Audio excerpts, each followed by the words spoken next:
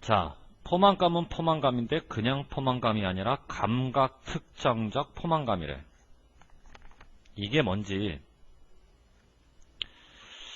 사례를 통해서 한번 먼저 정의를 하고 들어가자고. 자, 실험을 통해서 피실험자가 제시를 받았는데 파스타의 모양이 되게 여러 가지야. 이런 사람들 같은 경우는 증가해. 에너지 섭취. 무슨 말이야? 과식을 한다는 얘기야. 파스타의 모양이 서로 다를 때는. 비교를 한번 해볼까? 이런 실험자. 이 실험자는 파스타를 먹었는데 오직 모양이 하나로 된 파스타만 먹었다.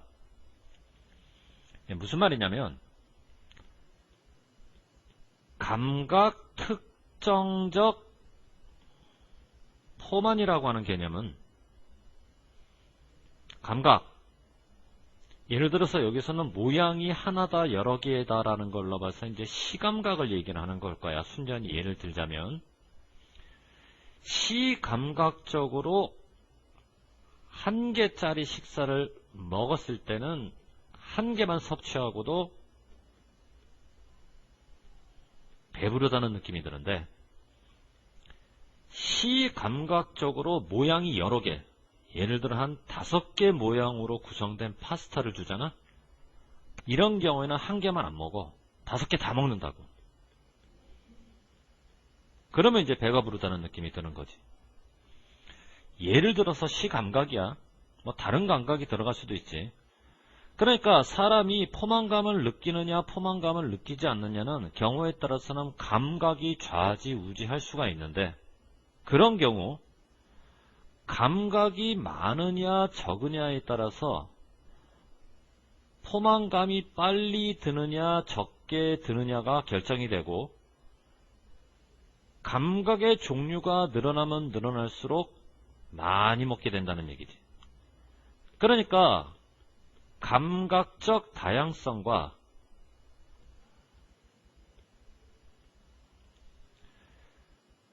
식사량과의 관계는 정확하게 비례관계가 돼서 과식을 하게 된다는 얘기가 돼. 음식이 다양할 때는. 대충 무슨 말인지 이해되니?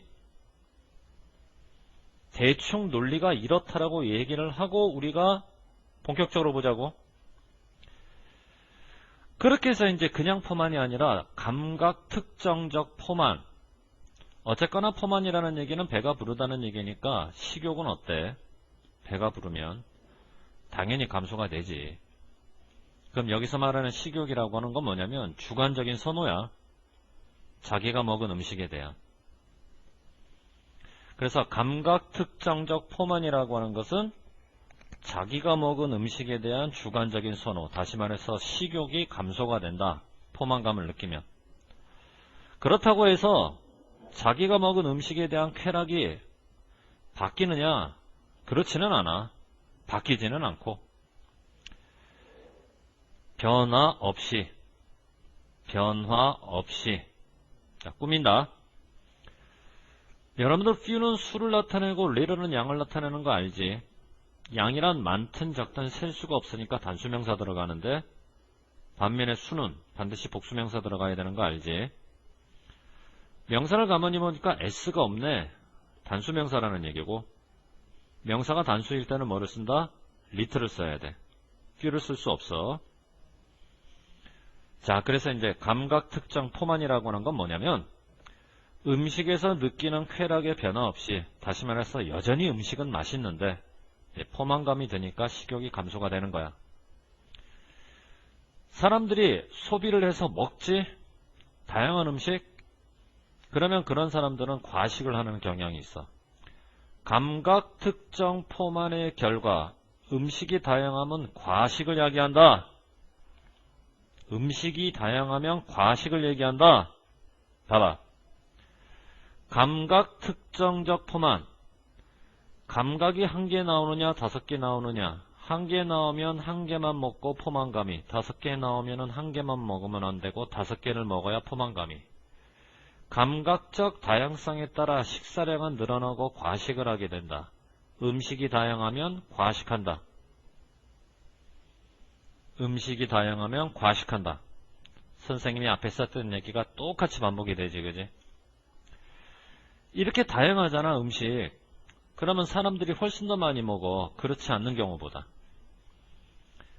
otherwise를 있는 그대로 번역해봐라. 그렇지 않으면. 도대체 otherwise는 어떨 때 쓰나?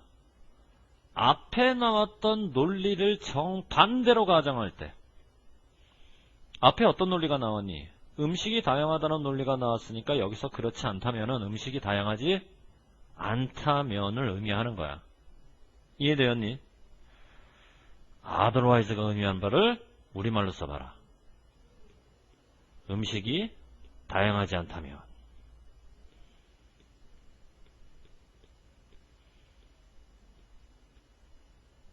됐니? 음식이 다양하지 않다면 감각적 특징이 한 개일 때는 한 개만 먹는데 음식이 다양하다면 감각적 특징이 5개로 다양해지면 5개를 다 먹으려고 한다. 다양성이 과식을 지배한다. 똑같은 논리가 또 반복되지.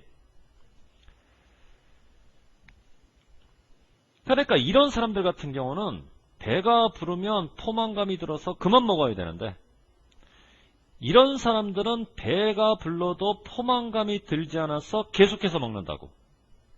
그럼 이런 사람들은 배부른 것과 포만감이 별 관계가 있나 없나? 관계가 없지. 관계가 없는 별개의 문제야. 그러니까 배가 불러도 포만감이 안 들어서 더욱더 먹어 과식이 되는 거지. 그럼 이런 사람들은 식욕이나 먹고자 하는 동기가 없어서 과식을 하나? 말도 안 되는 거지. 오히려 없던 식욕도 회복이 되고 없던 동기도 회복이 되니까 과식을 하는 거야. 그러니까 이런 사람들 같은 경우는 밥 많이 먹었어. 이제는 배 불러. 그러면 추가적으로 에너지나 영양분이 필요가 분명히 없는 상황인데도 더 이상 안 먹으면 되는데도 맛있게 생긴 디저트를 보고 난 다음에는 추가적으로 디저트를 먹으려고 하니 먹으려고 하지 않니? 먹으려고 하지. 그러니까 과식이지. 먹으려고 결심을 한다. 단념하거나 포기하는 게 아니라.